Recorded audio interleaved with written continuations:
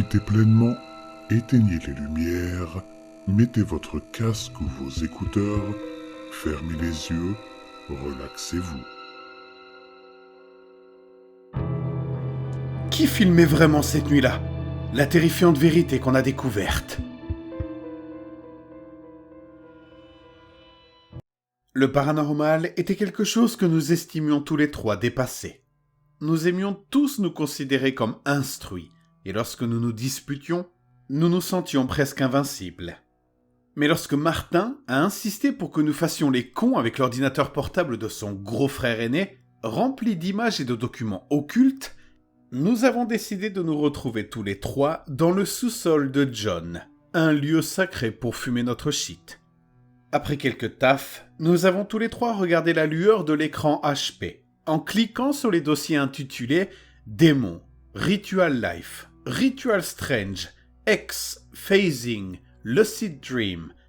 Chaque dossier était rempli de photos Polaroid de personnages pâles, au visage triangulaire tordu et aux doigts comme des brindilles, de longs textes contenant des langues étrangères, des symboles et de diagrammes complexes pour des sceaux et des sacrifices. C'était de la merde hallucinante pour des jeunes de 17 ans défoncés.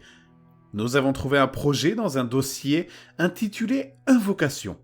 Il contenait des tonnes d'images et de diagrammes pour rappeler des choses dans ce monde, de l'enfer et d'autres dimensions, de quelque chose qu'une image appelait l'autre. Et nous en avons choisi une au hasard pour nous amuser et rire un peu.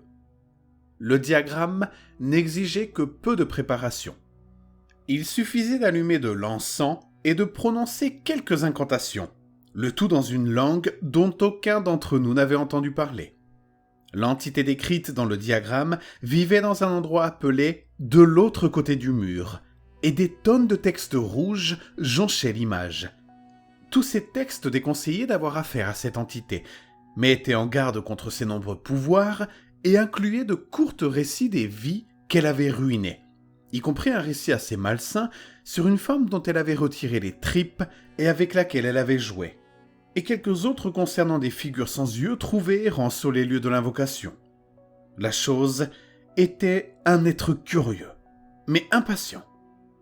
Elle aimait nous traquer, nous les humains, nous observer, avant de devenir plus malveillante, de commencer à nous prendre, à faire des expériences sur nous, à nous pousser à faire des choses pour elle, à voir ce qui nous faisait couiner, pleurer ou saigner. Nous avons tout installé, et John s'est porté volontaire pour lire à partir de l'écran. Laissez-moi vous dire que regarder John se débattre dans ce langage a été le point culminant de la soirée. Nous avons tous ri tout au long du spectacle, John trébuchant sur des mots et en détruisant d'autres par ses propres gloussements. Même lorsque Martin levait la main pour nous calmer, les ricanements passaient et se transformaient en rire. C'est à ce moment-là que j'ai décidé de sortir ma caméra. C'était devenu une tradition de filmer ces séances au sous-sol, et il semblait que John allait recevoir un Oscar. Nous avons en quelque sorte abandonné l'ordinateur portable après l'apparition de ma caméra. Nous nous ennuyions, et John n'avait plus de mots à lire. Finalement, nous avons tous commencé à faire circuler la caméra et à parler directement devant elle, un peu à la manière de la table ronde de That 70s Show. Nous disions quelque chose d'intelligent, de révélateur ou de drôle, puis nous passions la caméra. C'était une façon de documenter une hilarité indispensable à revoir le lendemain. La nuit est passée rapidement. Je me souviens avoir allumé la télévision et à un moment donné, Martin et moi avons remballé l'ordinateur portable et sommes rentrés chez lui pour que John puisse s'endormir sur son canapé. Mais les événements sont entrés et sortis de la mémoire après la nuit en question.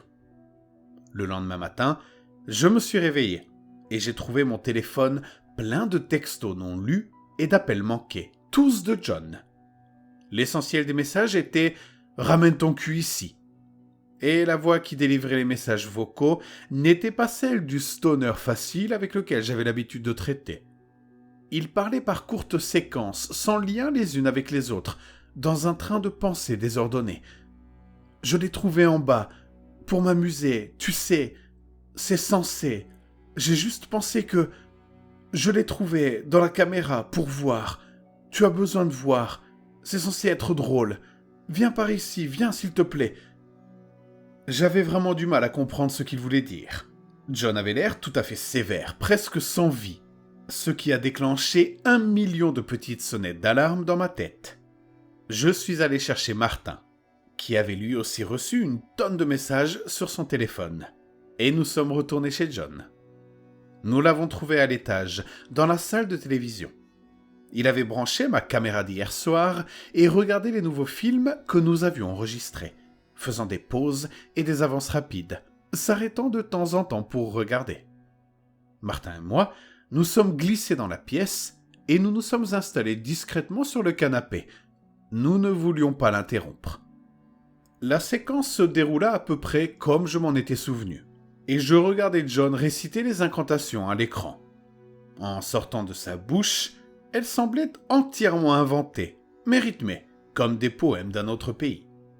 Dans la vidéo, nous avions craqué, et le son des rires étouffés et des gloussements rebondissait dans la pièce. Mais en la revoyant, je me suis senti bizarre, comme si je voyais et entendais quelque chose que je ne devais pas voir. Comme presque du tabac à priser. J'ai regardé Martin, puis John. Le visage de pierre de John, la bouche de Martin légèrement béante, et le sentiment de regarder quelque chose d'interdit m'ont donné l'impression que j'avais eu tort d'enregistrer hier soir. J'ai finalement demandé à John ce qui se passait, pourquoi il nous avait appelés, pourquoi il semblait si sombre, et il m'a donné une réponse froide, une réponse de connaisseur. Continuez à regarder. Et c'est ce que nous avons fait. La nuit sur la cassette s'est déroulée, comblant au fur et à mesure les trous de mémoire. Nous sommes arrivés au moment où nous avons commencé à parler à la caméra et à la faire circuler. John avait l'air de vouloir se jeter sur l'un d'entre nous à tout moment, alors je n'ai pas osé demander ce que nous cherchions. Enfin, dans la vidéo, j'ai passé la caméra et John a appuyé sur pause. « Tu vois ? Vous voyez ? Alors ?» John a alterné son regard, presque accusateur, entre l'endroit où Martin et moi regardions et l'écran de télévision lui-même. J'ai jeté un coup d'œil à Martin, qui a secoué la tête. Sur l'écran, nous étions tous les trois assis ensemble sur le canapé de John et nous lancions des cornes de diable rock'n'roll avec nos mains, complètement défoncées.